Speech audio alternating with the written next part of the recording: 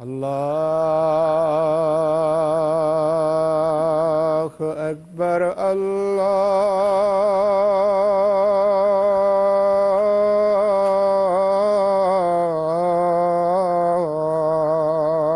أكبر الله أكبر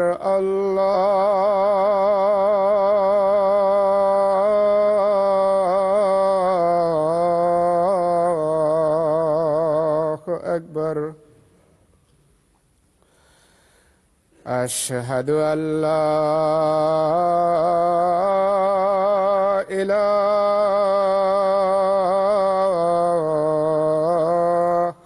إلا الله. أشهد أن لا إله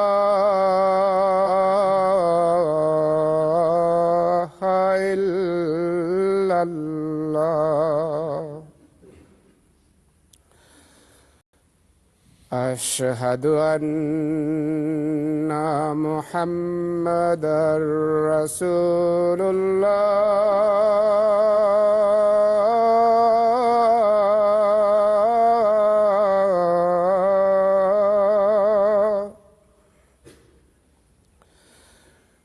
أشهد أن محمدًا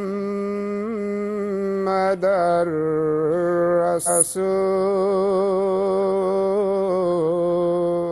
الله. حي على الصلاة.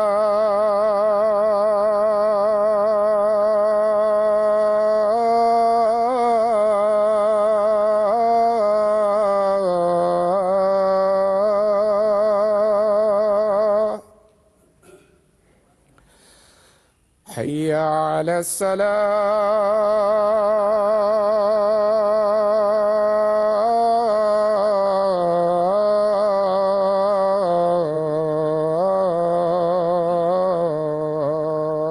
الصلاة. حي على الفلاح.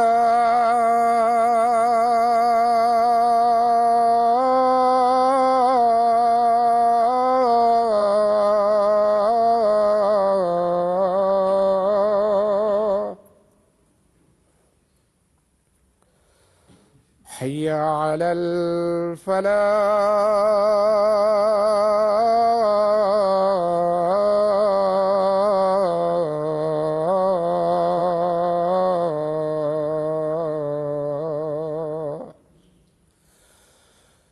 الله أكبر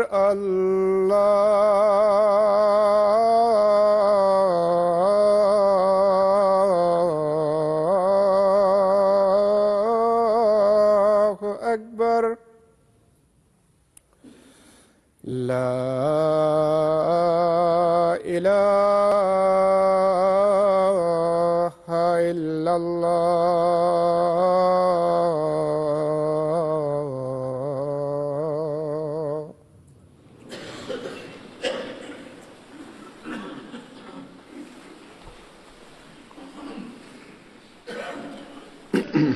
السلام عليكم ورحمة الله.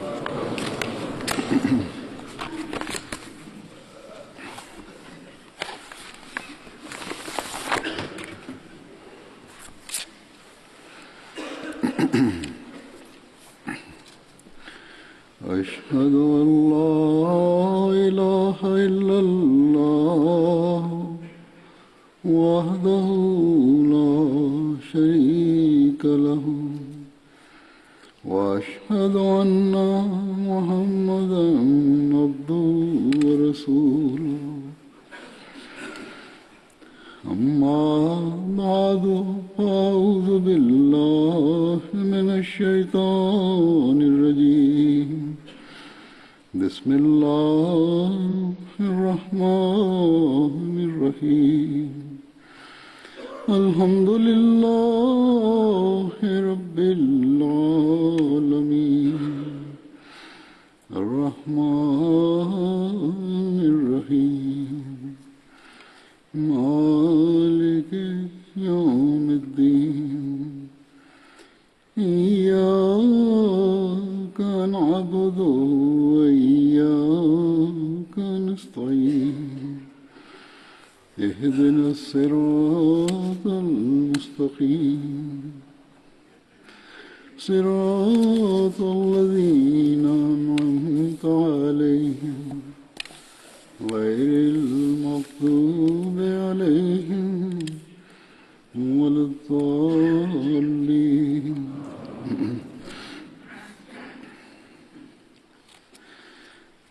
آج میں حضرت عامر بن فہیرہ کا ذکر کروں گا، اور ان کا ذکر کافی لمبا تاریخ میں ملتا ہے۔ اسلام کی تاریخ کے بعض اہم واقعات میں بھی ان کا کردار ہے، ان کو شامل حصہ بننے کی توفیق ملی، اور وہ واقعات ایسے ہیں جن کی تفصیل بیان کرنا بھی ضروری ہے۔ ان کی کنیت ابو عمر تھی اور قبیلہ عادت سے تعلق رکھتے تھے، اور حضرت عائشہ رضی اللہ عنہا کے اقیافی بھائی طفیل بن عبداللہ بن صخبرہ کے غلام تھے۔ یہ بھی سیاہ فام غلام تھے۔ اقیافی بھائی ہوتے ہیں جو ماں کی طرف سے بھائی ہوں، باب مختلف تھے۔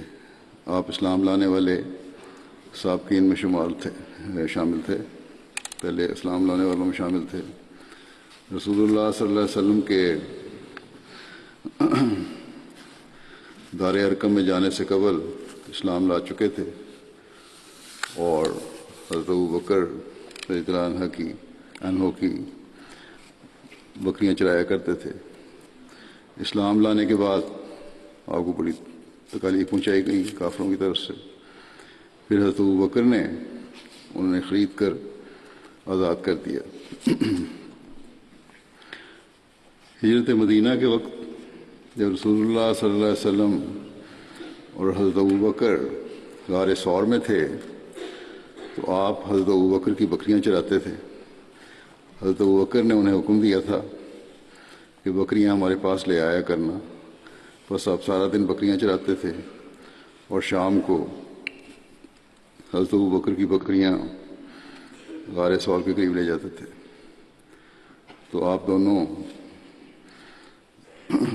اصحاب خود بکریوں کا دودھ دو لیتے تھے، یعنی حضرت صلی اللہ علیہ وسلم اور ابوبکر۔ جب عبداللہ بن ابی بکر ان دونوں یعنی حضرت صلی اللہ علیہ وسلم اور ابوبکر کے پاس جاتے تھے تو حضرت عامر بن فہیرہ ان کے پیچھے پیچھے جاتے تھے تاکہ ان کے قدموں کے نشان مٹ جائیں، پتہ نہ لگے کہ حضرت ابوبکر کے بیٹے کہاں جا رہے ہیں، کفار کو شک نہ پڑے کسی قسم کا۔ جب رسول اللہ صلی اللہ علیہ وسلم اور حضرت ابوبکر غار ثور سے نکل کر مدینہ کو روانہ ہوئے تو اس وقت حضرت عامر بن فہیرہ نے بھی ان کے ساتھ ہجرت کی۔ حضرت ابوبکر نے ان کو اپنے پیچھے بٹھا لیا تھا۔ اس وقت ان کو راستہ دکھانے والا بنو عدیل کا ایک مشرک شخص تھا۔ رسول اللہ صلی اللہ علیہ وسلم نے ہجرت کے بعد حضرت عامر بن فہیرہ اور حضرت حارث بن اوس بن معاذ کے درمیان مواخات قائم کروائی تھی۔ حضرت عامر بن فہیرہ غزوہ بدر اور احد میں شریک تھے، اور بحر معونہ کے موقع پر 40 سال کی عمر میں ان کی شہادت ہوئی۔ حضرت ابوبکر نے ہجرت سے قبل 7 ایسے غلاموں کو آزاد کروایا تھا جن کو اللہ تعالیٰ کی راہ میں تکلیف دی جاتی تھی۔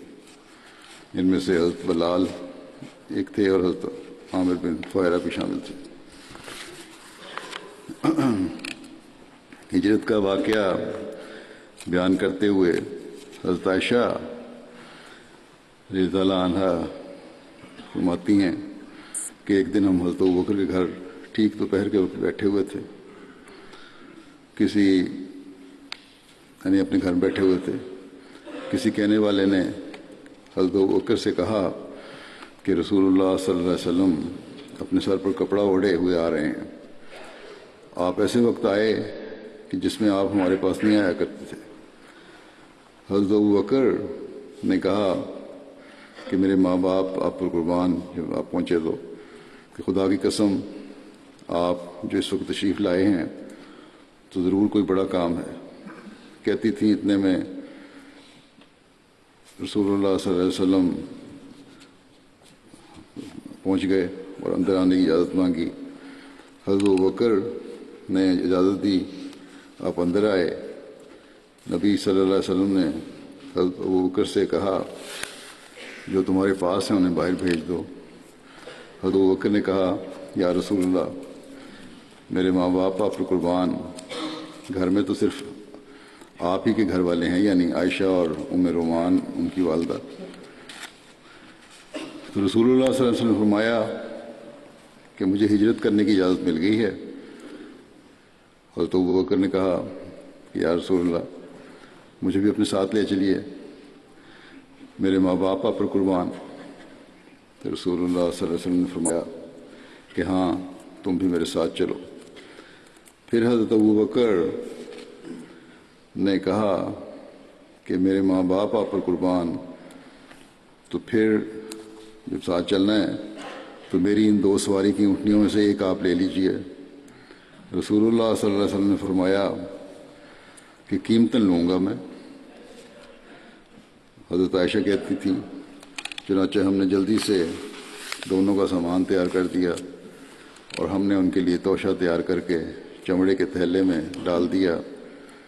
حضرت ابوبکر کی بیٹی حضرت اسماء نے اپنے کمر بند سے ایک ٹکڑا کاٹ کر تھیلے کے منہ کو اس سے باندھا، اس لیے ان کا نام ذات النطاق ہو گیا۔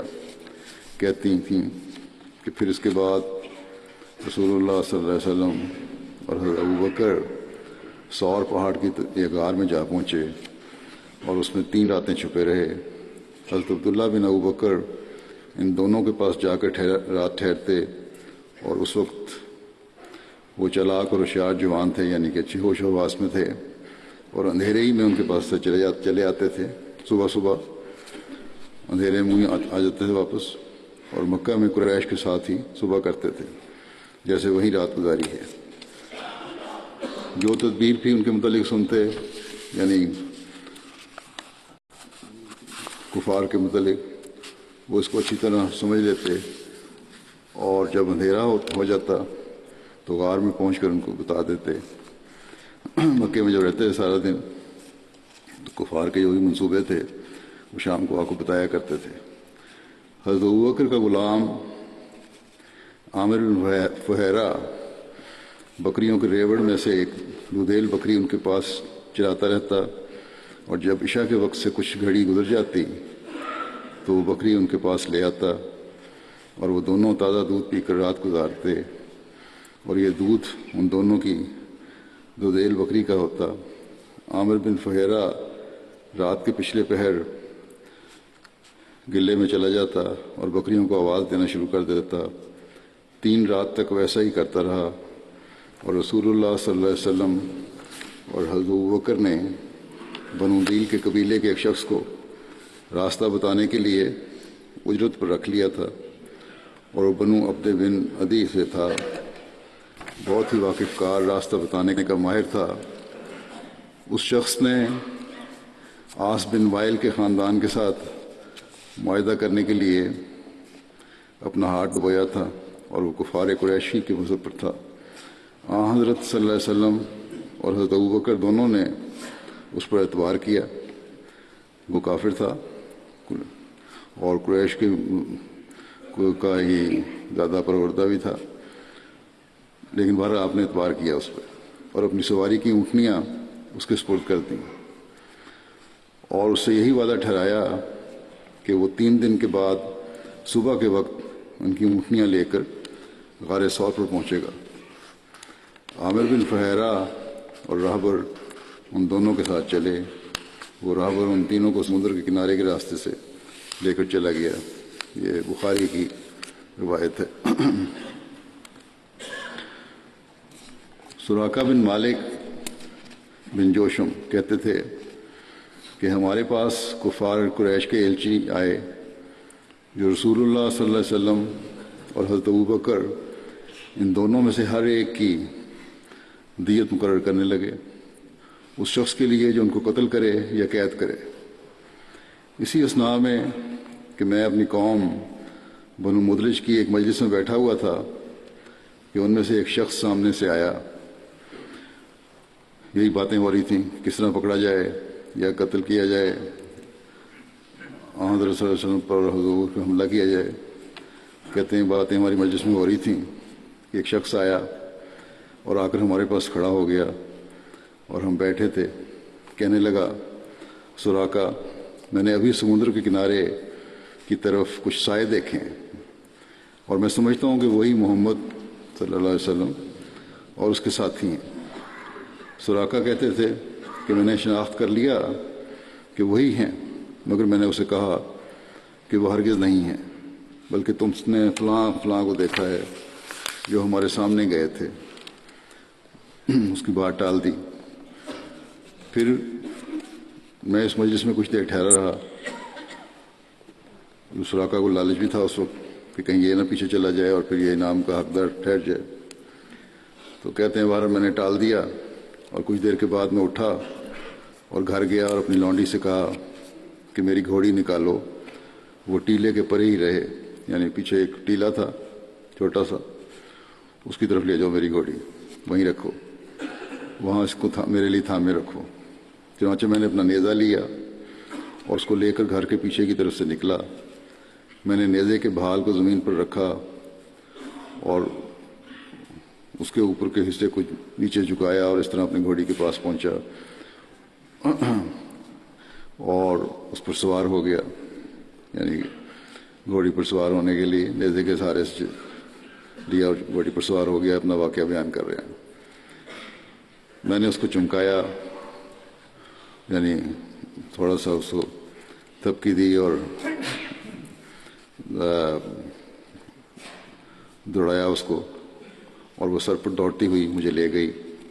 یہاں تک کہ جب اس کے قریب پہنچا، جب ان کے قریب پہنچا، یعنی حضرت صلی اللہ علیہ وسلم کے قریب پہنچا، تو میری گھوڑی نے ایسی ٹھوکر کھائی کہ میں اس سے گر پڑا.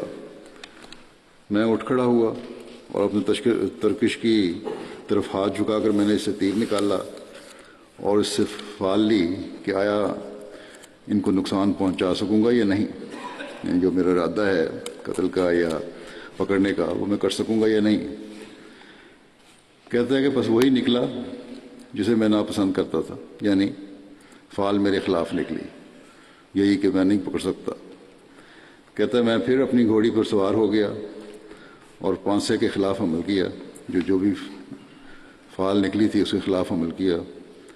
گھوڑی پھر سر پر دوڑتے ہوئے مجھے لیے جا رہی تھی اور اتنا نزدیک ہو گیا کہ میں نے رسول اللہ صلی اللہ علیہ وسلم کو قرآن پڑھتے سن لیا. آپ صلی اللہ علیہ وسلم ادھر ادھر نہیں دیکھتے تھے اور حضرت ابوبکر کثرت سے مڑ مڑ کر دیکھتے تھے. میری گھوڑی کی اگلی ٹانگیں زمین میں گھٹنوں تک دھس گئیں. تھوڑی دیر بعد کیا ہوا، جب میں قریب پہنچا تو گھوڑی کی ٹانگیں جو ہیں وہ ریت میں دھس گئیں اور میں گر پڑا. پھر میں نے گھوڑی کو ڈانٹا اور اٹھ کھڑا ہوا. وہ اپنی ٹانگیں زمین سے نکال نہ سکتی تھی. آخر جب وہ سیدھی کھڑی ہوئی اور بڑا زور لگا کر جب سیدھی کھڑی ہوئی تو اس کی دونوں ٹانگوں سے گرد اٹھ کر فضا میں دھوئیں کی طرح پھیل گئی.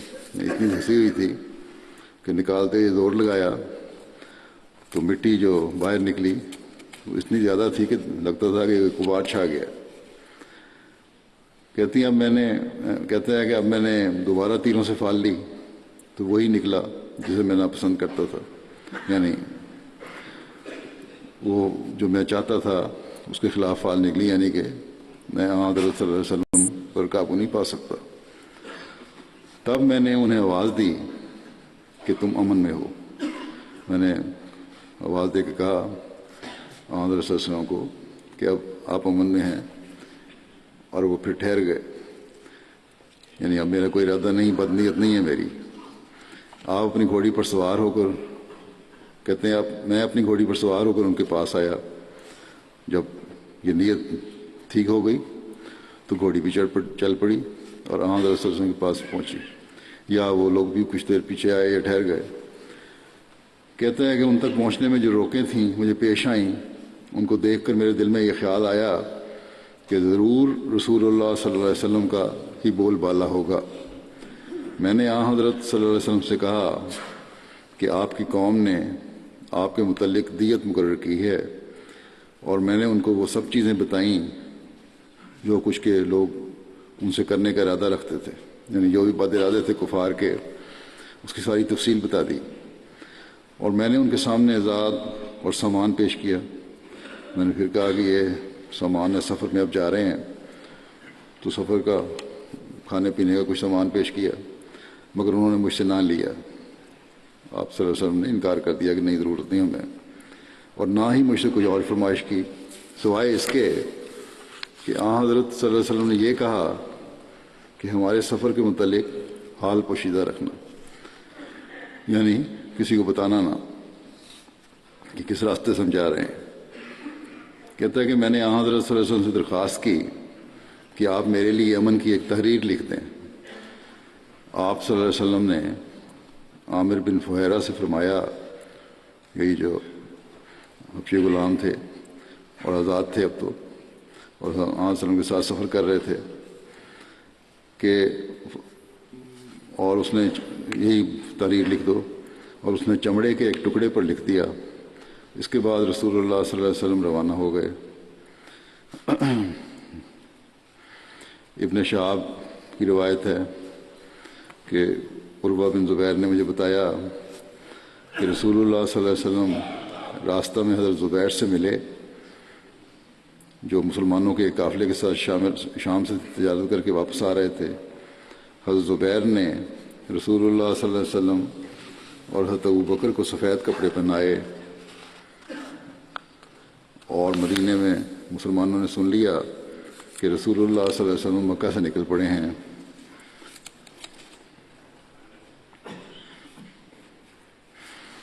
اس لیے وہ ہر صبح حرہ میدان تک جایا کرتے تھے اور وہاں آپ کا انتظار کرتے تھے، جہاں تک کہ دوپہر کی گرمی انہیں لوٹا دیتی تھی، یعنی دوپہر تک آرام کرتے، انتظار کرتے تھے۔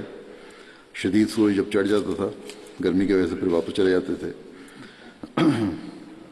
اس انتظار میں کب حضرت صلی اللہ علیہ وسلم مدینے پہنچے۔ کہتے ہیں کہ ایک دن ان کا بہت دیر جو انتظار کرنے کے بعد لوٹے اور اپنے گھروں پر جب پہنچے تو ایک یہودی شخص اپنے ایک محل پر کچھ دیکھنے کے لیے چڑھا، تو اس نے رسول اللہ صلی اللہ علیہ وسلم اور آپ کے ساتھیوں کو دیکھ لیا جو سفید کپڑے پہنے ہوئے تھے۔ سراب ان سے آہستہ آہستہ ہٹ رہا تھا، یعنی دور سے حوالہ نظر آتا تھا لیکن آہستہ آہستہ واضح ہوتی گئی شکلیں۔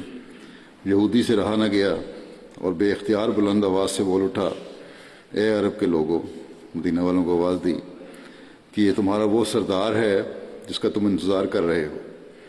پتہ تھا اس کو کہ مسلمان روزانہ جاتے ہیں، ایک جگہ اکٹھے ہوتے ہیں انتظار میں۔ یہ سنتے ہی مسلمان اٹھ کر اپنے ہتھیاروں کی طرف لپکے اور حرہ کے میدان میں رسول اللہ صلی اللہ علیہ وسلم کا استقبال کیا۔ آپ انہیں ساتھ لیے ہوئے اپنی داہنی طرف مڑے اور بنی عمر بن عوف کے محلہ میں ان کے ساتھ اترے، اور یہ دوشنبہ یعنی سوموار کا دن تھا اور ربیع الاول کا مہینہ تھا۔ حضرت ابوبکر لوگوں سے ملنے کے لیے کھڑے ہوئے اور رسول اللہ صلی اللہ علیہ وسلم خاموش بیٹھے رہے، اور انصار میں سے وہ لوگ جنہوں نے رسول اللہ صلی اللہ علیہ وسلم کو نہیں دیکھا تھا آئے اور حضرت ابوبکر کو سلام کرنے لگے، یہاں تک کہ دھوپ رسول اللہ صلی اللہ علیہ وسلم پر پڑنے لگی، یعنی کافی دیر ہوگی، دھوپ چڑھ گئی، سایہ ذرا تھا پرے ہٹ گیا، تو حضرت ابوبکر آئے اور انہوں نے حضرت صلی اللہ علیہ وسلم پر اپنی چادر سے سایہ کیا۔ اس وقت لوگوں نے رسول اللہ صلی اللہ علیہ وسلم کو پہچانا، اور رسول اللہ صلی اللہ علیہ وسلم بنو عمر بن عوف کے محلے میں 10 سے کچھ اوپر راتیں ٹھہرے، اور وہ مسجد بنائی گئی جس کی بنیاد تقویٰ پر رکھی گئی تھی، اور اس میں رسول اللہ صلی اللہ علیہ وسلم نے نماز پڑھی۔ پھر آپ اپنی اونٹنی پر سوار ہوئے اور لوگ آپ کے ساتھ پیدل چلنے لگے، اور وہ اونٹنی مدینہ میں وہاں جا کر بیٹھی جہاں اب مسجد نبوی ہے۔ ان دنوں وہاں چند مسلمان نماز پڑھا کرتے تھے، اور وہ سہیل اور سہل کے کھجوریں سکھانے کی جگہ تھی، ایک میدان تھا کھلا جہاں یہ 2 لڑکے کھجوریں سکھایا کرتے تھے اپنی فصل کی، جو 2 یتیم بچے تھے۔ حضرت سعد بن زرارہ کی پرورش میں تھے یہ لوگ بچے۔ جب آپ کی اونٹنی نے آپ کو وہاں بٹھا دیا تو رسول اللہ صلی اللہ علیہ وسلم نے فرمایا کہ اگر اللہ نے چاہا تو یہیں ہماری قیام گاہ ہوگی۔ پھر رسول اللہ صلی اللہ علیہ وسلم نے 2 لڑکوں کو بلایا اور ان سے اس جگہ کی قیمت دریافت کی تا اسے مسجد بنائیں، تو ان دونوں نے کہا نہیں یا رسول اللہ، ہم آپ کو یہ زمین مفت دیتے ہیں۔ رسول اللہ صلی اللہ علیہ وسلم نے فرمایا ان سے یہ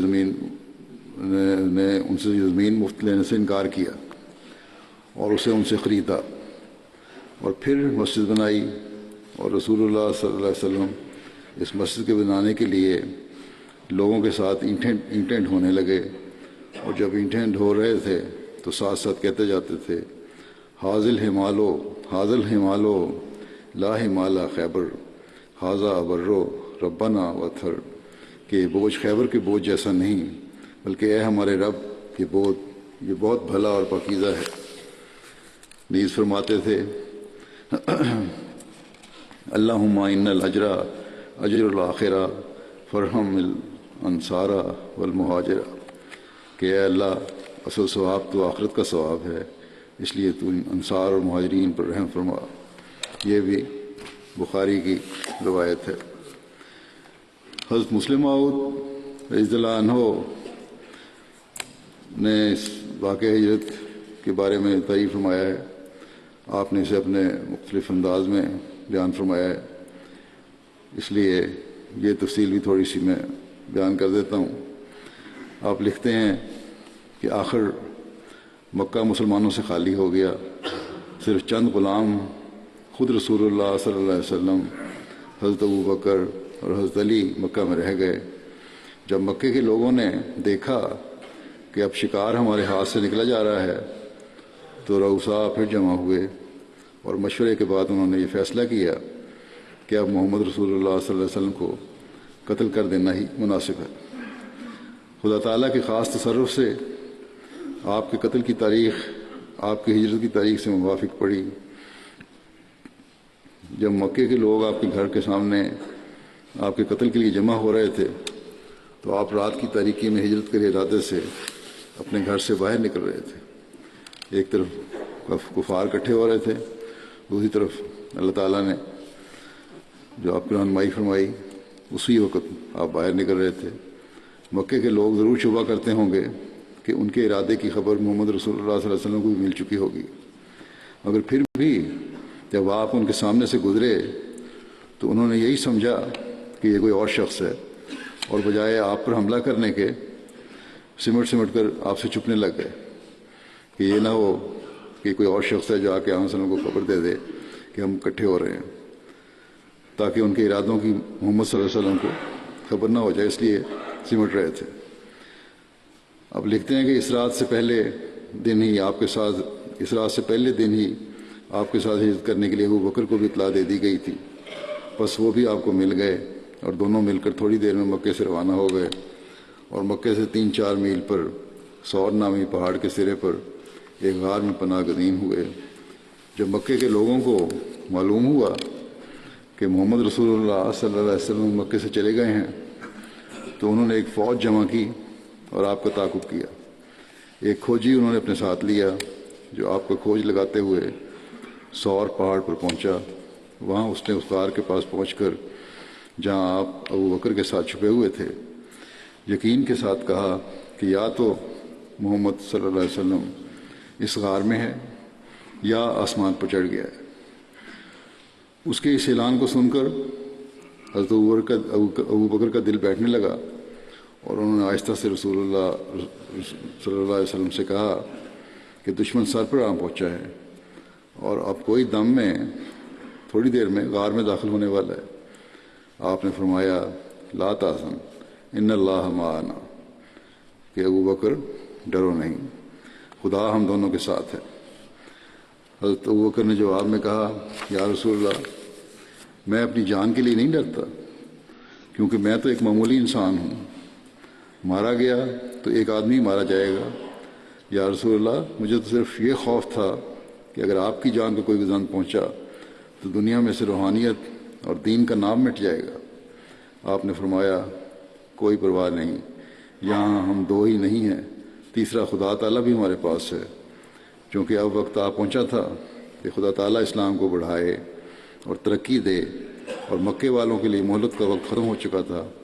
خدا تعالیٰ نے مکے والوں کی آنکھوں پر پردہ ڈال دیا اور انہوں نے کھوجی سے استہزاء شروع کر دیا اور کہا کہ کیا انہوں نے اس کھلی جگہ پر پناہ لینی تھی؟ یہ کوئی پناہ کی جگہ نہیں ہے، اور پھر اس جگہ کثرت سے سانپ بچھو بھی رہتے ہیں، یہاں کوئی عقل مند پناہ نہیں لے سکتا۔ اور بغیر اس کے کہ غار میں جھانک کر دیکھتے، کھوچی سے ہنسی کرتے ہوئے واپس لوٹ گئے۔ 2 دن اسی غار میں انتظار کرنے کے بعد پہلے سے طے کی ہوئی تجویز کے مطابق رات کے وقت غار کے پاس سواریاں پہنچائی گئیں، اور 2 تیز رفتار اونٹنیوں پر محمد رسول اللہ صلی اللہ علیہ وسلم اور آپ کے ساتھی روانہ ہوئے۔ ایک اونٹنی پر محمد رسول اللہ صلی اللہ علیہ وسلم اور راستہ دکھانے والا آدمی سوار ہوا، اور دوسری اونٹنی پر حضرت ابو بکر اور ان کے ملازم عامر بن فہیرہ سوار ہوئے۔ مدینے کی طرف روانہ ہونے سے پہلے رسول کریم صلی اللہ علیہ وسلم نے اپنا منہ مکے کی طرف کیا، اس مقدس شہر پر جس میں آپ پیدا ہوئے، جس میں آپ مبعوث ہوئے، اور جس میں حضرت اسماعیل علیہ السلام کے زمانے سے آپ کے آباء و اجداد رہتے چلے آئے تھے۔ آپ نے آخری نظر ڈالی اور حسرت کے ساتھ شہر کی مخاطب کرتے ہوئے فرمایا اے مکے کی بستی، تو مجھے سب جگہوں سے زیادہ عزیز ہے، مگر تیرے لوگ مجھے یہاں رہنے نہیں دیتے۔ اس وقت حضرت ابوبکر نے بھی نہایت افسوس کے ساتھ کہا ان لوگوں نے اپنے نبی کو نکالا ہے، اب یہ ضرور ہلاک ہوں گے۔ جب مکے والے آپ کی تلاش میں ناکام رہے تو انہیں اعلان کر دیا کہ جو کوئی محمد رسول اللہ صلی اللہ علیہ وسلم یا ابو بکر کو زندہ یا مردہ واپس لے آئے گا اس کو 100 اونٹنی انعام دیا جائے گا۔ اور اس اعلان کی خبر مکے کے ارد گرد کے قبائل کو بھجوا دی گئی۔ چنانچہ سراقہ بن مالک ایک بدوی رئیس اس انعام کے لالچ میں آپ کے پیچھے روانہ ہوا۔ تلاش کرتے کرتے اس نے مدینے کی سڑک پر آپ کو جا لیا۔ جب اس نے 2 اونٹنیوں اور ان کے سواروں کو دیکھا اور سمجھ لیا کہ محمد رسول اللہ صلی اللہ علیہ وسلم ان کے ساتھی ہیں تو اس نے اپنا گھوڑا ان کے پیچھے دوڑا دیا، مگر راستے میں گھوڑے نے زور سے ٹھوکر کھائی اور سراقہ گر گیا۔ سراقہ بعد میں مسلمان ہو گیا تھا۔ وہ اپنا واقعہ خود اس طرح بیان کرتا ہے، وہ پھر وہ ساری تفصیل جو پہلے بیان ہو چکی ہے سراقہ کے حوالے سے وہ آپ نے تعریف فرمائی ہے۔ پھر حضرت مسلم لکھتے ہیں کہ جب عامر بن فہیرہ نے حضور کے ارشاد پر امن کا پروانہ لکھ دیا اور سراقہ کو دیا امن کا پروانہ، تو اس وقت جب سراقہ لوٹنے لگا تو مان اللہ تعالیٰ نے سراقہ کے آئندہ حالات آپ صلی اللہ علیہ وسلم پر غیب سے ظاہر فرما دیے۔ اللہ تعالیٰ نے آپ صلی اللہ علیہ وسلم پر غیب سے یہ ظاہر فرمایا کہ کیا حالات آئندہ ہونے ہیں سراقہ کے ساتھ، اور ان کے مطابق آپ نے اسے فرمایا سراقہ اس وقت تیرا کیا حال ہوگا جب تیرے ہاتھوں میں کسریٰ کے کنگن ہوں گے۔ سراقہ نے حیران ہو کر پوچھا کسریٰ بن ہرمز شہنشاہ ایران کے؟ آپ نے فرمایا ہاں۔ آپ کی پیش گوئی کوئی 16-17 سال کے بعد جا کر لفظ پر لفظ پوری ہوئی۔ سراقہ مسلمان ہو کر مدینے آ گیا۔ رسول کریم صلی اللہ علیہ وسلم کی وفات کے بعد پہلے حضرت ابو بکر پھر حضرت عمر خلیفہ ہوئے۔ اسلام کی بڑھتی ہوئی شان کو دیکھ کر ایرانیوں نے مسلمانوں پر حملے شروع کر دیے اور بجائے اسلام کو کچلنے کے خود اسلام کے مقابلے میں کچلے گئے۔ حملے جو شروع کیے تھے ایرانیوں نے کیے تھے۔ کسرا کا دارالامارہ اسلامی فوجوں کے گھوڑوں کی ٹاپوں سے پامال ہوا اور ایران کے خزانے مسلمانوں کے قبضے میں آئے۔ جو مال اس ایرانی حکومت کا اسلامی فوجوں کے قبضے میں آیا اس میں وہ کڑے بھی تھے جو کسرا ایرانی دستور کے مطابق تخت پر بیٹھتے وقت پہنا کرتا تھا۔ سراقہ مسلمان ہونے کے بعد اپنے اس واقعے کو جو رسول کریم صلی اللہ علیہ وسلم کی ہجرت کے وقت سے پیش آیا تھا مسلمانوں کو نہایت فخر کے ساتھ سنایا کرتا تھا، اور مسلمان اس بات سے آگاہ تھے کہ رسول اللہ صلی اللہ علیہ وسلم نے اسے مخاطب کر کے فرمایا تھا کہ سراقہ اس وقت تیرا کیا حال ہوگا جب تیرے ہاتھ میں کسرا کے کنگن ہوں گے۔ حضرت عمر کے سامنے جب اموال غنیمت لا کر رکھے گئے اور ان میں انہوں نے کسرا کے کنگن دیکھے تو سب نقشہ آپ کے سامنے، حضرت عمر کے سامنے آنکھوں کے سامنے آ گیا۔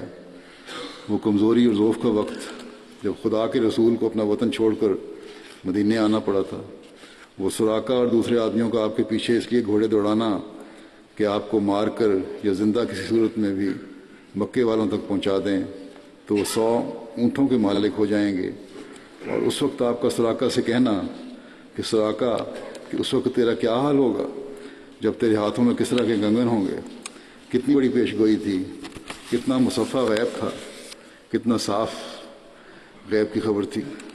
حضرت عمر نے اپنے سامنے کسرا کے کنگن دیکھے تو خدا کی قدرت ان کی آنکھوں کے سامنے پھر گئی۔ انہوں نے کہا سراقہ کو بلاؤ۔ سراقہ بلائے گئے تو حضرت عمر نے انہیں حکم دیا کہ وہ کسرا کے کنگن اپنے ہاتھوں میں پہنے۔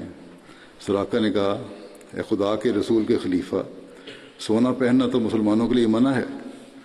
حضرت عمر نے فرمایا ہاں منع ہے، ٹھیک ہے، مردوں کے لیے منع ہے سونا پہننا، مگر ان موقعوں کے لیے نہیں، یہ وہ موقع نہیں جہاں منع ہو۔ اللہ تعالیٰ نے محمد رسول اللہ صلی اللہ علیہ وسلم کو تمہارے ہاتھ میں سونے کے کنگن دکھائے تھے، یا تو تم یہ کنگن پہنو گے یا میں تمہیں سزا دوں گا، کیونکہ اب تو یہ پیش گوئی پوری ہوئی ہے اور اس کا باقی حصہ بھی تمہیں پورا کرنا ہوگا۔ سراقہ کا اعتراض محض شریعت کے مسئلے کی وجہ سے تھا، ورنہ وہ خود بھی رسول اللہ صلی اللہ علیہ وسلم کی پیش گوئی کو پورا ہوتے دیکھنے کا خواہش مند تھا۔ سراقہ نے وہ کنگن اپنے ہاتھ میں پہن لیے اور مسلمانوں نے اس عظیم شان پیش گوئی کو پورا ہوتے اپنی آنکھوں سے دیکھا۔ بعض کتب کے مطابق سراقہ بن مالک کو کسرا کے کنگن پہنائے جانے والے الفاظ آپ نے ہجرت کے موقع پر نہیں فرمائے تھے، بلکہ جس وقت نبی کریم صلی اللہ علیہ وسلم حنین اور طائف سے واپس تشریف لا رہے تھے تو جیرانہ کے مقام پر، لیکن عموماً روایت یہی ہے جو پہلے بیان ہو چکی ہے کہ ہجرت کے موقع پر ہی کہا تھا، جیسا کہ حضرت مسلم موعود رضی اللہ عنہ نے لکھا ہے۔ جب عامر بن فہیرہ ہجرت کر کے مدینہ آئے تو وہاں آ کر بیمار ہو گئے۔ رسول اللہ صلی اللہ علیہ وسلم نے دعا کی تو آپ تندرست ہو گئے تھے۔ حضرت عائشہ بیان کرتی ہیں کہ جب رسول اللہ صلی اللہ علیہ وسلم مدینہ ہجرت کر کے آئے تو آپ کے بعض صحابہ بیمار ہو گئے، حضرت ابو بکر، حضرت عامر بن فہیرہ، حضرت بلال بھی بیمار ہو گئے۔ حضرت عائشہ نے رسول اللہ صلی اللہ علیہ وسلم سے ان کی عیادت کی اجازت مانگی تو آپ نے ان کو اجازت عطا فرما دی۔ حضرت عائشہ نے حضرت ابو بکر سے پوچھا کہ آپ کا کیا حال ہے، تو انہوں نے جواب میں یہ شعر پڑھا کل امرئ مصبح فی اہلہ والموت ادنیٰ من شراک نعلہ، کہ ہر شخص جب اپنے گھر میں صبح کو اٹھتا ہے تو اسے صبح بخیر کہا جاتا ہے، بحالی کے موت اس کی جوتی کی تسمے سے بھی نزدیک تر ہوتی ہے، نہیں کہ ایسی حالت نہیں ہوتا ہے وہ جب سو کے اٹھتا ہے، تو موت تو آنی ایک دن۔ پھر آپ نے حضرت عامر بن فہیرہ سے ان کا حال دریافت کیا تو انہوں نے یہ شعر پڑھا کہ انی وجدت موتا قبل ذوقہ ان الجبانہ حتفہ من فوقہ، یقیناً میں نے موت کو اس کا ذائقہ چکھنے سے قبل ہی پا لیا ہے۔ یقیناً بزدل کی موت اچانک آ جاتی ہے، یعنی بہادر موت کے لیے ہر وقت تیار رہتا ہے اور بزدل اس کے لیے بزدل نے تیاری نہیں کی ہوتی۔ پھر آپ نے حضرت بلال سے ان کا حال دریافت کیا تو انہوں نے یہ شعر پڑھا، یا لیتا شعری حل ابھی تنّا لیلا بفجر و حولی از خرون و جلیل، کاش مجھے معلوم ہو کہ آیا میں کوئی رات وادی مکہ میں بسر کروں گا اور میرے ارد گرد اذخر اور جلیل مکہ کے گھاس ہوں۔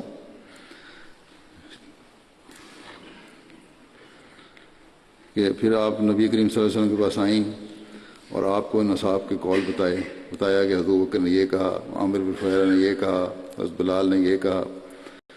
تو حضرت صلی اللہ علیہ وسلم نے آسمان کی طرف دیکھا اور دعا فرمائی، اللہم حبب الینا المدینہ کما حببت الینا مکہ و اشد، اللہم بارک لنا فی سائہا و فی مدہا ونقل وبآہا الی المایا۔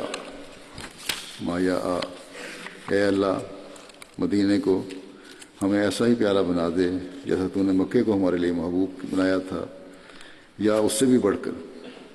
اے اللہ ہمارے لیے اس کے سا میں اور اس کے مد میں، یہ جو چیز وزن کے پیمانے ہیں، برکت ڈال دے، اور مدینہ کو ہمارے لیے صحت بخش مقام بنا دے، اور اس کی وبا کو مایا مقام کی طرف منتقل کر دے، یعنی ہم سے دور لے جا۔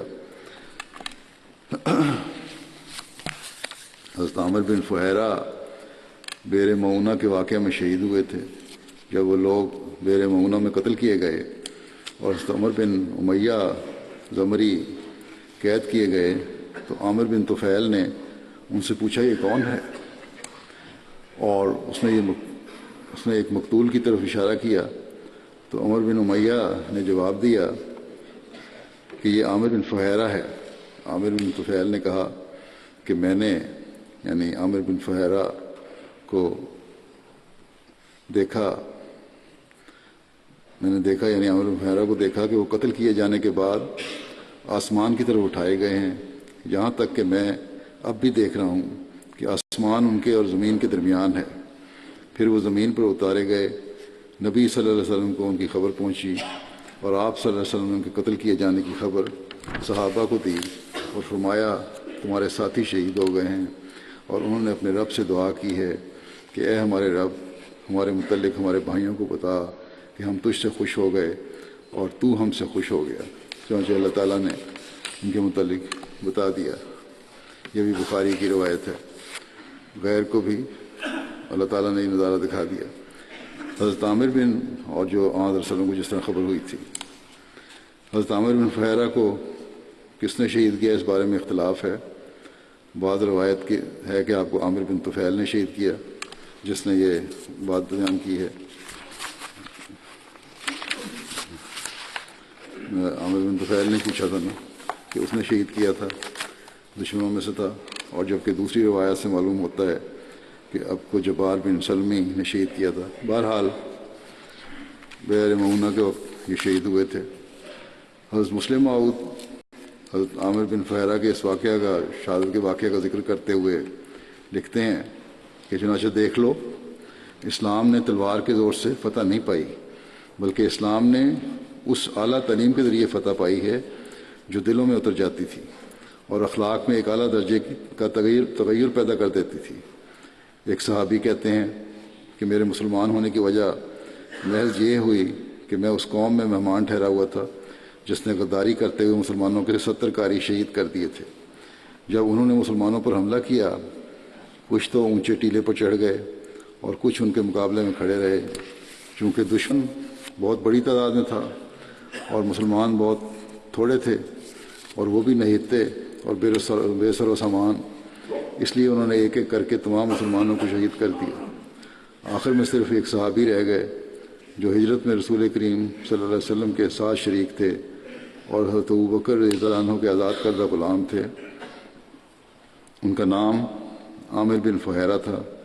بہت سے لوگوں نے مل کر ان کو پکڑ لیا، اور ایک شخص نے زور سے نیزہ ان کے سینے میں مارا۔ نیزے کا لگنا تھا کہ ان کی زبان سے بے اختیار یہ فکرہ نکلا کہ فزت و رب الکعبہ، کہ کعبہ کے رب کی قسم میں کامیاب ہو گیا۔ جب میں نے ان کی زبان سے فکرہ سنا، یعنی وہی جو بعد میں مسلمان ہو گئے تھے، صحابی ان کے ساتھیوں میں سے حملہ کرنے والوں کے، کہتے ہیں کہ جب میں نے ان کی زبان سے یہ فکرہ سنا تو میں حیران ہوا، اور میں نے کہا یہ شخص اپنے رشتہ داروں سے دور، اپنے بیوی بچوں سے دور اتنی بڑی مصیبت میں مبتلا ہوا اور نیزہ اس کے سینے میں مارا گیا، مگر اس نے مرتے ہوئے اگر کچھ کہا تو صرف یہ کہ کعبہ کے رب کی قسم میں کامیاب ہو گیا، کیا یہ شخص پاگل تو نہیں؟ چنانچہ میں نے بعض اور لوگوں سے پوچھا یہ کیا بات ہے اور اس کے منہ سے ایسا فکرہ کیوں نکلا؟ انہوں نے کہا کہ تم نہیں جانتے، یہ مسلمان لوگ واقعی میں پاگل ہیں، جب یہ خدا تعالیٰ کی راہ میں مرتے ہیں تو سمجھتے ہیں کہ خدا تعالیٰ ان سے راضی ہو گیا اور انہوں نے کامیابی حاصل کر لی۔ یہ کہتے ہیں کہ میری طبیعت پر اس کا اتنا اثر ہوا کہ میں نے فیصلہ کر لیا کہ میں ان لوگوں کا مرکز جا کر دیکھوں گا اور خود ان لوگوں کے مذہب کا مطالعہ کروں گا۔ چنانچہ میں مدینہ پہنچا اور مسلمان ہو گیا۔ صحابہ کہتے ہیں کہ اس واقعہ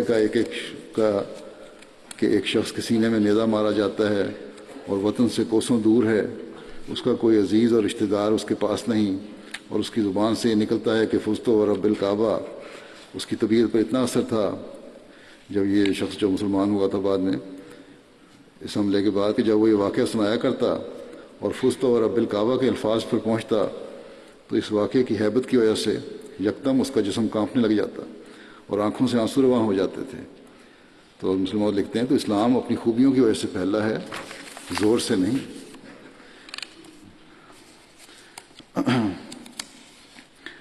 یہ بھی کہا جاتا ہے کہ حضرت عامر بن فہیرہ کی شہادت کے وقت آپ کے منہ سے جو الفاظ نکلے ان میں فزت و رب الکعبہ اور فزت واللہ دونوں الفاظ ملتے ہیں، دونوں روایتیں ہیں۔ اور یہ الفاظ اور صحابہ کے منہ سے بھی نکلے تھے، اس کا بھی ذکر کیا ہے حضرت مسلم موعود نے، اور کرتے ہوئے فرماتے ہیں کہ ہمیں تاریخ پڑھنے سے معلوم ہوتا ہے کہ صحابہ جنگوں میں اس طرح جاتے تھے کہ ان کو یوں معلوم ہوتا تھا کہ جنگ میں شہید ہونا ان کے لیے عین راحت اور خوشی کا موجب ہے، اور اگر ان کو لڑائی میں کوئی دکھ پہنچتا تھا تو اس کو دکھ نہیں سمجھتے تھے بلکہ سکھ خیال کرتے تھے۔ چنانچہ صحابہ کی کثرت کے ساتھ اس قسم کے واقعات تاریخوں میں ملتے ہیں کہ انہوں نے خدا کی راہ میں مارے جانے کو ہی اپنے لیے عین راحت محسوس کیا۔ مثلاً وہ حفاظ جو رسول کریم صلی اللہ علیہ وسلم کے وسط عرب کے ایک قبیلے کی طرف تبلیغ کے لیے بھیجے گئے تھے، ان میں سے حرام بن ملحان اسلام کا پیغام لے کر قبیلہ عامر کے رئیس عامر بن طفیل کے پاس گئے اور باقی صحابہ پیچھے رہے۔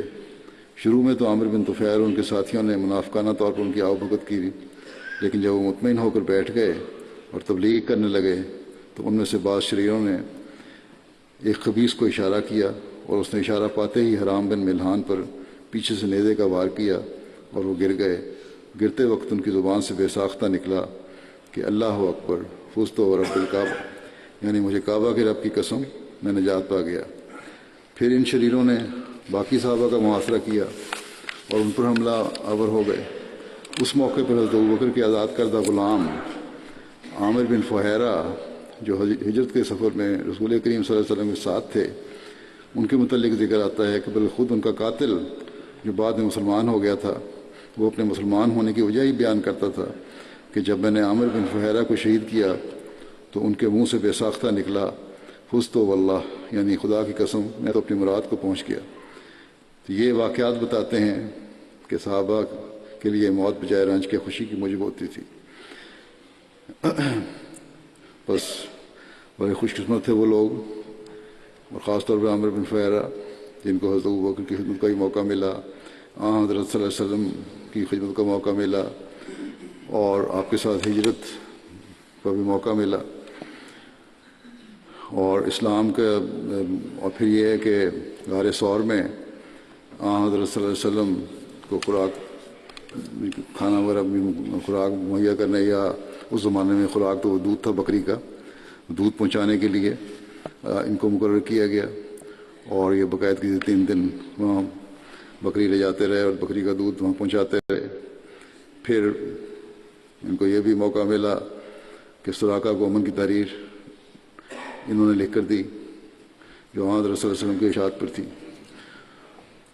اور پھر حضرت صلی اللہ علیہ وسلم کو ان کی شہادت کی خبر بھی دور بیٹھے ہوئے ملی ان کی دعا سے۔ تو تو یہ وفا کے پتلے تھے جنہوں نے ہر موقع پر وفا دکھائی.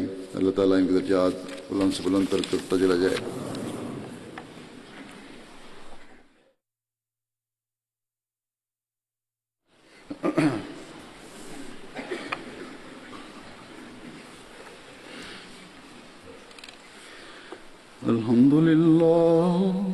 الحمد لله نحمده ونستعينه ونستغفره ونؤمن به ونتوكل عليه ونعوذ بالله من شرور أنفسنا ومن سيئات أعمالنا من يهده الله فلا مضل له ومن يضلل فلا هادي له ونشهد أن لا إله إلا الله ونشهد أن محمدا عبده ورسوله. عباد الله رحمكم الله إن الله يأمر بالعدل والإحسان وإيتاء ذي القربى وينهى عن الفحشاء والمنكر والبغي يعظكم لعلكم تذكرون. اذكروا الله يذكركم وادعوه يستجب لكم ولذكر الله أكبر.